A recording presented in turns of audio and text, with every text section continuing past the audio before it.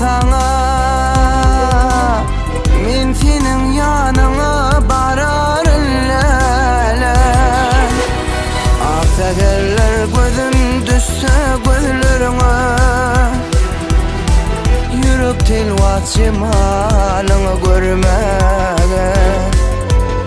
Men bu dünya geldim söylep söymege. Men senin yanına bararlar. Karışmana, karışmana, evidim bu söyle dine olsana. Karışmana, karışmana, evidim bu söyle dine olsana.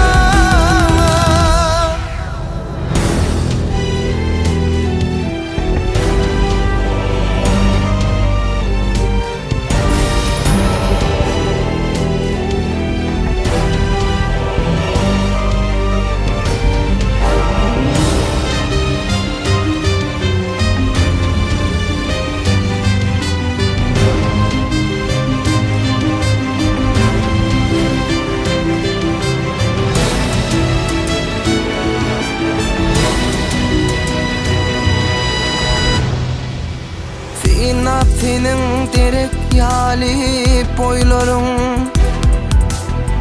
ol mehirli gözlerimden doymarım. Bugün yine salamımı yolladım. Men senin yanına bararlar.